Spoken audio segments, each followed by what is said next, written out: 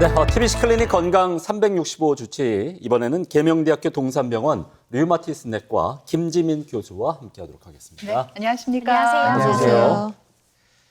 오늘 류마티스 또 우리 교수님 나오시니까 제가 좀 든든한 게 우리나라 어머님들이 또 네. 미용실에서 이야기가 굉장히 많이 또 그쵸. 일어나거든요. 네. 그러니까 저희 어머니가 손가락이 자고 일어났더니 좀 뻣뻣하다, 욱신하다 했더니 이건 류마티스다, 병원 가야 된다, 아니다, 이건 관절염이다, 막 설전이 있었어요. 교수님, 이게 뭐가 맞는 말이에요? 예, 그분들 말씀이 다 맞을 수 있습니다. 아, 그래요? 예, 뭐 류마티스 관절염이든 뭐 예를 들어서 퇴행성 관절염이든 간에 아침에 이제 손가락 뻣뻣한 그런 조조강직이라고 하는데요. 그런 증상이 나타날 수 있습니다. 다만 류마티스 관절염 같은 경우는 그 뻣뻣한 시간이 1시간을 좀 훌쩍 넘어가요. 좀 오래가는 경향이 있고 퇴행성 관절염 같은 경우는 30분 이내로 금방 뭐 밥하시고 움직이면은 좋아지는 경향이 있습니다. 저희가 지난해에도 류마티스 내과 교수님이 나오신 적이 있거든요. 그때 또 제가 놀랐던 게 통풍도 류마티스 내과에서 다룬다고 해가지고 오 그렇구나 이렇게 새로운 정보를 알게 됐는데 이제 또 날씨가 점점 추워지니까 또 통풍 환자분들도 더 많아지지 않을까 이런 걱정이 들긴 해요. 예, 뭐 날씨와 직접적으로 뭐 통풍 발생률이 연관이 있지는 않지만 이제 연말이 되면 아무래도 연말 모임이 많아지고요. 또 과음이나 과식할 기회가 늘어나기 때문에 네. 아무래도 통풍 환자분들이 많이 생기는 경향이 있습니다. 우리가 2020년도에 어떤 자료에 따르면은 네. 지금 현재 우리나라 통풍 환자 수가 한 47만 명 정도 되는 걸로 알려져 있습니다. 네. 그리고 2015년 데이터는 통풍 유병률을 조사한 데이터가 있는데 우리나라 같은 경우는 한 2%, 미국은 그에 반해서 한 2배 정도 되는 4% 정도 되는 걸로 알고 있고 네.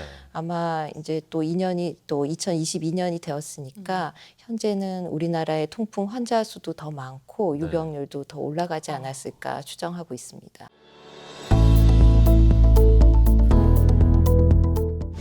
맛있는 음식 좀 먹었을 뿐인데 평생 관리해야 하는 병에 걸렸어. 어떡해. 생각만 해도 군침 도는 음식. 하지만 이런 맛집들만 계속 찾아다니면 뼈가 으스러지는 듯한 고통도 맛볼 수 있습니다. 바로 통풍인데요. 먹고 싶은 음식을 마음껏 못 먹는 것만큼 서러운 일이 또 있을까요? 바람만 불어도 통증이 일어난다고 해서 붙여진 통풍 질환은 30대에서 50대 중년 남성을 위협하는 대표적인 질환으로 자리 잡았지만 최근엔 젊은 사람들도 매우 주의해야 할 만큼 그 빈도가 높아지고 있습니다. 우리나라 통풍 환자 47만 명. 의학과 의료기술은 점점 발달하는데 통풍 환자는 갈수록 증가하는 이유가 뭘까요? 통풍은 간헐적인 발작 특징을 보이기 때문에 통증이 극심하다가도 언제 그랬냐는 듯 사라져 병원을 내원하기 망설이는 분들도 많다는데 이렇게 방심하다간 큰 코 다치는 통풍. 오늘 자세히 살펴봅니다.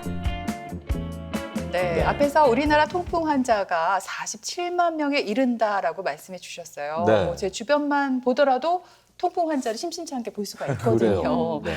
의학과 의료기술이 이렇게 점점 발달하고 있는데 네. 통풍이 늘어나고 있는 이유가 뭘까요? 예, 그 통풍이 증가하는 이유가 의학과 의료기술이 발전한 것과도 조금 관련이 있습니다. 그래요?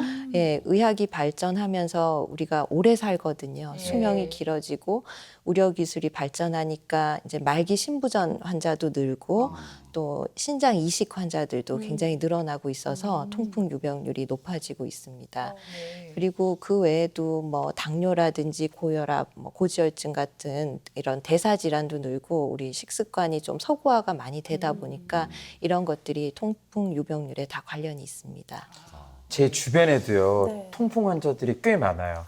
근데 저보다도 나이가 어린 후배들도 많아서 제가 물어봤더니 공통점이 있었어요. 술을 굉장히 많이 먹고, 그리고 야식 굉장히 많이 먹고, 그리고 여성들에게는 저는 발견을 못했는데 남성들이 그렇게 많더라고요. 실제로도 그런 거죠? 예, 맞습니다. 남성이 여성보다 통풍이 훨씬 많습니다. 실제로 폐경 전 여성들한테는 통풍이 거의 생기지 않습니다. 그 이유가 뭘지 혹시 예측할 수 있으실까요? 그 폐경 전이니까 에스트로겐 예, 호르몬의 맞습니다. 어떤 역할이 예. 아닐까 싶어요. 그 여성 호르몬 때문이 네. 맞습니다. 여성 호르몬이 우리 몸 신장에서 요산이 이제 배출되도록 네. 빠져나가도록 아. 하는 역할을 하기 때문에 이제 폐경전 여성한테는 통풍이 잘 생기지 않습니다. 술이나 이런 거 가족력하고도 관계가 있는 거예요? 예, 물론입니다. 이제 통풍 잘 생기시는 분들 보면 뭐 보통 이제 남성이 잘 생기고 이제 40세 이상이고 좀 체격이 있으시고 네. 또 가족 중에 통풍 환자분이 있으시고 또 술 좋아하시고 네. 맞네. 예. 그리고 그 외에도 뭐 이제 고혈압이나 당뇨, 고지혈증 이런 동반 이런 질환들 가진 분들이 통풍이 생길 확률이 높습니다. 네. 근데 대부분의 질환들이 왜 갑자기 그냥 찾아오는 경우는 없잖아요. 분명히 이제 전조 증상이 있을 테고 우리가 이제 못 느끼는 경우가 있을 텐데 그러면 혹시 통풍도 이게 막 나타나는 순서가 있나요? 어떤 순서대로 나타나요? 예, 그렇습니다. 이제 통풍도 전조 증상 같은 것이 고요산 혈증이라고 해서 네. 우리가 뭐 건강검진이나 이렇게 해서 혈액 검사를 하면 피 속에 뭐 요산이 높다 네. 이런 얘기를 들어보실 거예요, 예. 주변에. 그래서 고요산 혈증이 먼저 오고 우리 몸 피 속에 이제 요산이 막 올라가다 보면은 이제 요산 나트륨 결정이라는 것이 이제 생기기 시작하고 몸 안에 침착이 됩니다. 그럼 이 결정을 우리 몸을 지켜주는 이제 군대 같은 역할을 하는 백혈구 같은 면역 세포들이 적이 나타났다 그래가지고 이제 마구마구 공격을 하기 시작합니다.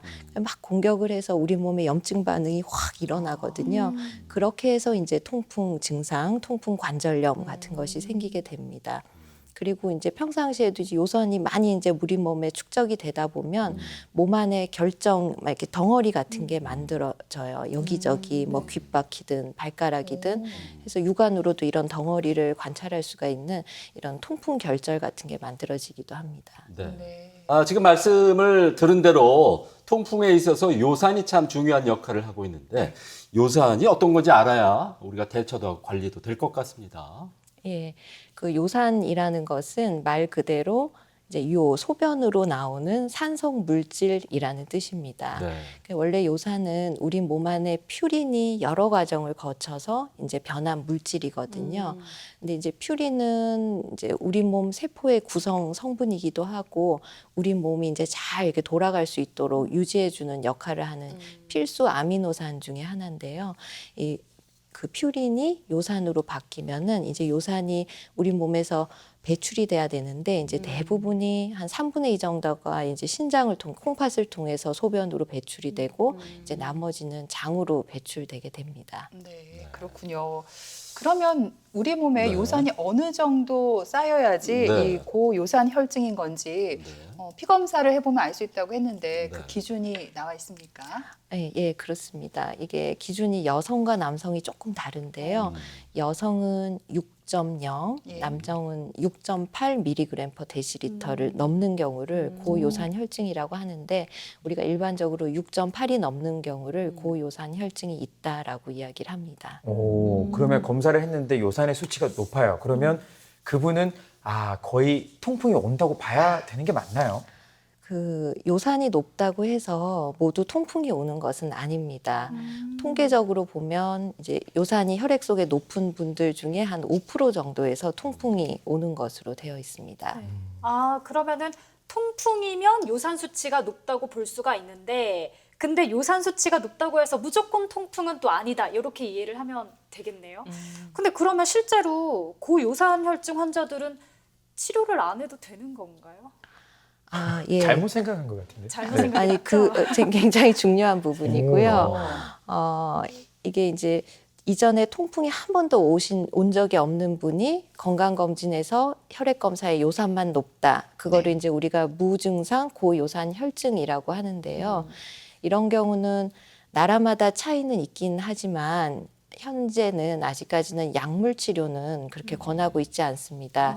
왜냐하면 우리가 치료할 때 비용 효과적인 측면도 고려를 해야 되거든요. 하지만 이게 요산이 높을수록 통풍 발생할 그 위험이 높아지는 거는 확실하고 그 요산이 6.8이 넘어가면은 몸 안에 앞서 말씀드린 그런 결정체 같은 게 침착이 되기 시작합니다. 네.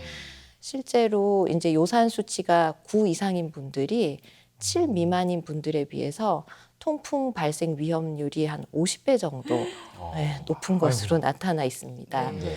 그리고 이게 요산이 높으면 특히 요산이 9 이상 정도 올라가면 콩팥이 망가집니다. 그래서 이제 이렇게 요산이 많이 높은 분들은 우리가 동반 질환 이런 유무를 좀 따져서 그 약물 치료도 고려를 하기도 합니다. 그리고 이제 요산이 뭐 꼭 관절, 통풍성 관절, 덩어리, 콩팥뿐 아니라 이제 뭐 혈압에도 영향을 미치고 당뇨나 고지혈증 같은 이런 대사 질환에도 다 영향을 줄 수 있기 때문에 요산이 높은 분들은 뭐 설사 약물 치료를 받지 않는다 하더라도 식이 조절이나 또 운동을 통해서 또 체중 조절도 굉장히 중요하거든요. 통해서 이제 꾸준한 관리가 필요합니다. 네. 지금 말씀하신 대로 요산이 수치가 높을 경우 고요산 혈증의 통풍의 초기로 이걸 우리가 판단을 해야 되는 건지, 그리고 고요산 혈증은 도대체 왜 생기는 건지 그것도 궁금하네요. 아, 예. 그 당뇨도 당뇨 전 단계 앞서 네. 말씀하셨잖아요. 그것처럼 통풍 전 단계가 고요산 혈증이라고 생각을 하시면 될 것 같습니다. 고요산 혈증은 뭐 이제 많이 만들어지든지 몸 안에서 아니면 몸 안에서 잘 빠져나가지 않던지 이런 두 가지 원인에 의해서 크게 생기는데요. 이제 많이 만들어지는 경우는 술이나 고기 같이 이런 퓨린 그 원료 요산의 원료가 되는 퓨린 함량이 높은 그런 음식을 많이 드시는 경우 이제 요산이 올라갈 수 있겠고 또 질환 중에는 백혈병이나 뭐 임파선 종양 같이 세포가 많이 깨지는 그런 세포 대사가 많이 일어나는 질환들이 있어요. 그래서 그런 질환에 걸린 경우도 요산이 많이 생성이 되겠고 좀 드물기는 하지만 그 유전적으로 요산 관련 분해 효소가 결핍된 분들이 있거든요. 네. 예, 그런 경우도 요산이 올라갈 수가 있겠습니다. 하지만 이제 요산 배출이 안 되는 경우가 더 흔한데요. 이제 요산 배출이 잘 안 되는 경우는 탈수가 됐다거나 또 오래 굶었다거나 이런 경우 이제 배출이 잘 안 될 수가 있습니다. 그리고 우리가 이제 약제 중에 뭐 이뇨제 같은 요산 배출에 영향을 미치는 그런 약제를 드시는 경우나 이제 아스피린 종류 드시는 경우도 요산 배출에 영향을 주게 됩니다. 또 뭐 갑상선 기능이 떨어져 있는 경우도 요산 배출에 영향을 미친다고 알려져 있습니다. 네, 네. 그렇군요. 그러니까 통풍의 전 단계인 고요산 혈증일 때부터 우리가 관리를 잘 해야겠다는 생각이 듭니다. 네. 통풍이 생겼어요. 그렇다면 주로 어떤 증상이 우리 몸에 나타날 수가 있을까요? 예, 통풍은 정말 갑자기 옵니다. 정말 어느 날 갑자기 오는데요. 주로 갑자기 발이나 발목, 무릎 같은 데가 막 굉장히 아프면서 부어오르고 막 뜨끈뜨끈하고 만져보면 이제 열감도 상당합니다. 사실 너무 아파서 만질 손도 댈 수조차 없을 만큼 통증이 심한데요. 이렇게 이제 통증이 심하지만 그 증상이 지속되는 기간은 보통은 2주를 넘기지 않습니다. 그러면 그 2주 안에 일단 병원을 가야 될 것 같아요. 이게 그냥 가볍게 생각해서는 안 될 것 같거든요, 교수님. 예, 맞습니다. 이제 병원을 가게 됩니다. 너무 아프기 때문에. 물론 이제 통풍 발작이라고 하는데요. 갑자기 오기 때문에 통풍 발작이 생기면은 가까운 병원을 찾으셔서 염증과 통증을 줄여주는 그런 치료를 받으셔야 됩니다. 근데 이제 만약에 병원을 정말 내가 못 가는 그런 상황에 놓인 경우는 그 통풍이 온 부위를 좀 높게 올려주고 이제 얼음찜질을 하시는 것이 조금이나마 도움이 됩니다. 네. 근데 통풍이 갑자기 온다고 하셨잖아요. 갑자기 왔으면 이게 또 갑자기 사라질 수도 있고 갑자기 이렇게 낫는 거죠. 만약에 이제 제가 이제 통풍인데 증상이 없다 이러면 다 나은 거구나라고 생각을 해야 되는 건지 아니면 무증상 통풍이라고 봐야 되는 걸까요? 예, 이게 통풍이 갑자기 왔다가 뭐 한 2주 이내로 좋아지거든요. 좋아지고 나면은 보통 나 통풍 다 나았다라고 생각을 하십니다. 네. 하지만 절대 그렇게 생각하시면 안 됩니다. 이게 통풍이 재발을 굉장히 잘하는 질환으로 알려져 있습니다. 그리고 언제든지 이제 다시 재발을 할 위험이 있기 때문에 실은 통풍 급성기가 다 치료되고 나서 그때부터가 이제 통풍의 진정한 치료의 시작이라고 보시면 될 것 같습니다. 그래서 이제 급성기가 지나고 나면 뭐 혈액 검사나 이런 걸 해서 요산이 높으면은 경우에 따라서 이제 요산 저하 치료, 그 약물 복용도 하시고 또 음식 조절도 하시고 생활 습관 교정도 하셔서 이제 끊임없이 관리를 해주셔야 됩니다. 네. 네. 근데 이제 통증이 찾아오게 되면 이게 통풍인지 아니면 다른 관절염인지 구분이 쉽지는 않을 것 같습니다. 류마티스 관절염 같은 다른 관절염과 좀 비교할 수 있는 통풍만의 차이점이 있을까요?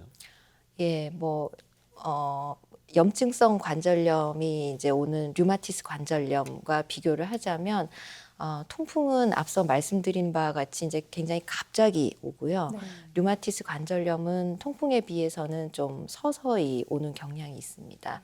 그리고 통풍은 주로 이제 발이나 발목 이런 부위에 잘 오고, 물론 통풍도 뭐 손가락이라든지 팔꿈치 이런 데 오기도 합니다만은 주로 발 쪽에 잘 오고, 류마티스 관절염은 주로 손을 많이 침범을 하기 때문에 이런 침범 부위가 또 하나의 감별 포인트가 될 수 있겠습니다.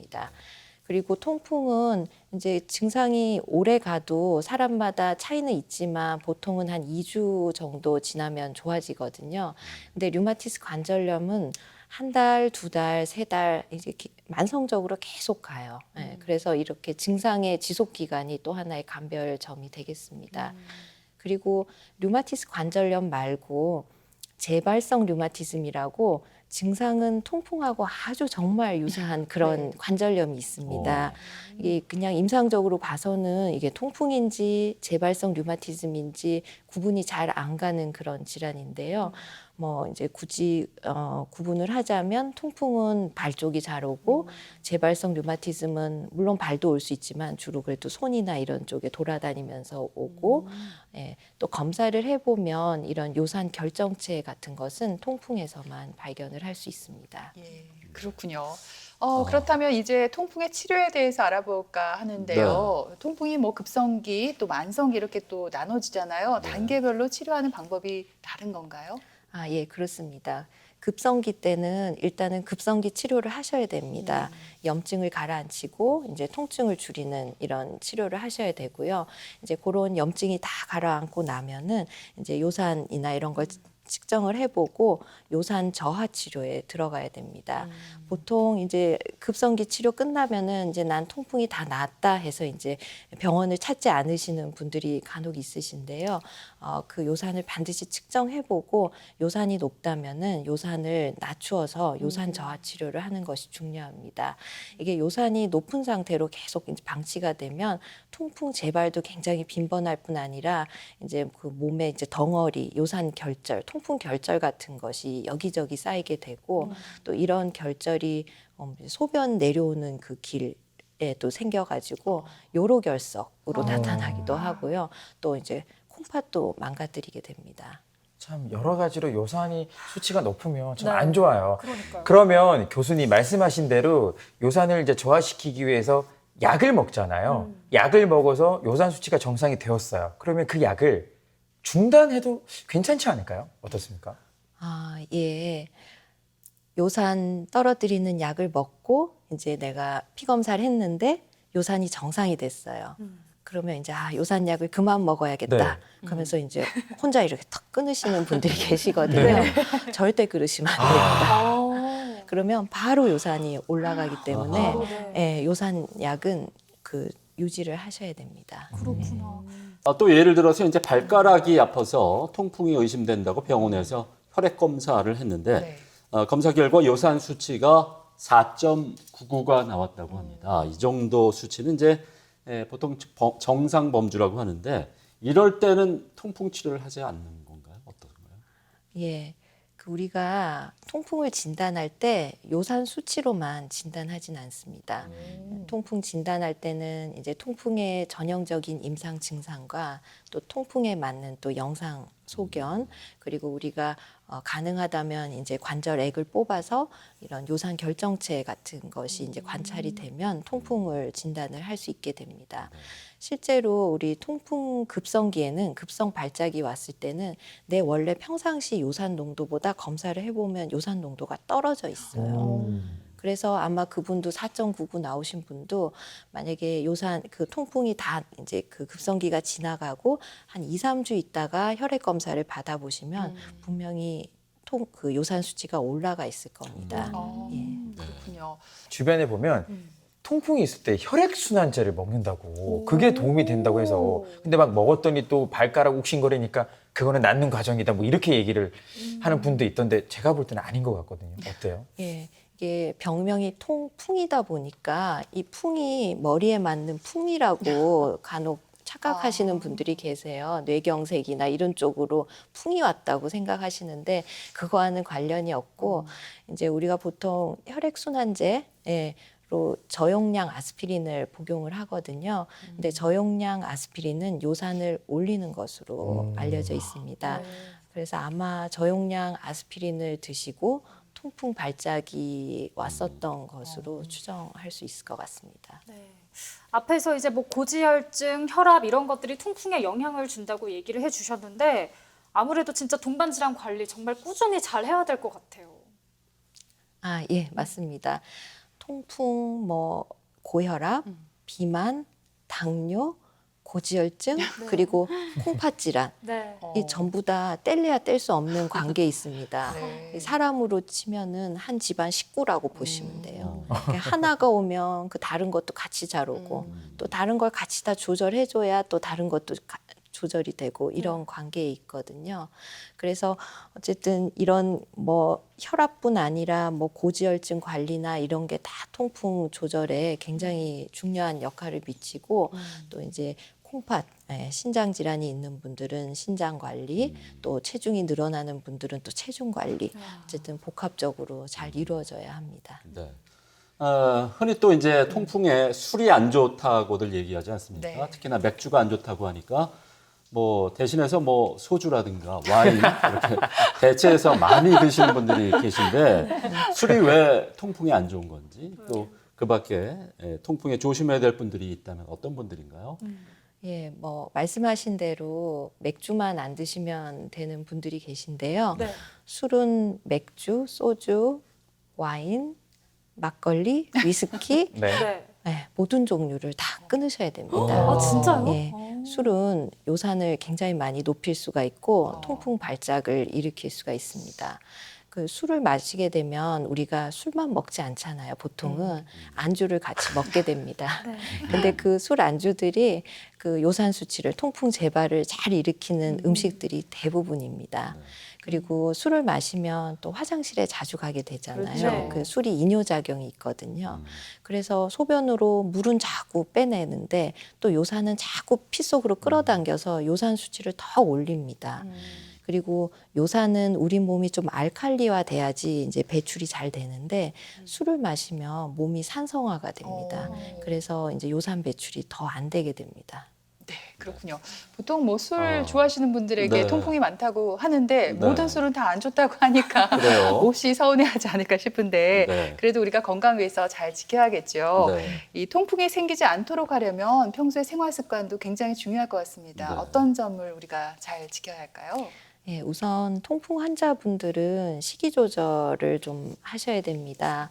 뭐 육류나 내장 같이 좀 퓨린 함량이 높은 그런 음식, 그리고 우리 해산물 중에서도 등푸른 생선, 갑각류, 뭐 조개류 이런 것들, 또 튀긴 음식, 그리고 이제 술만큼 또 안 좋은 것이 이제 과당이 많이 들어있는 그 콜라 사이다 같은 음료수 같은 것들을 피하셔야 됩니다.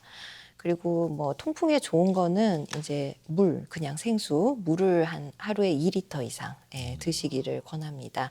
물을 많이 마시면 요산도 희석되고 이제 배출도 돕기 때문에 굉장히 좋습니다. 그 외에는 우리가 이제 5대 영양소를 골고루 조금씩 섭취하면서 또 꾸준히 운동하면서 또 체중이 늘 때마다 또 통풍 발작이 올 확률이 올라가기 때문에 또 체중 조절에도 굉장히 신경을 쓰시면서 이렇게 지내시면 될 것 같습니다. 네, 네. 알겠습니다. 오늘 이렇게 통풍에 대해서 자세히 알아본 유익한 시간이었습니다. 네. 김지민 교수님 좋은 말씀 감사드립니다. 네, 고맙습니다. 고맙습니다. 감사합니다.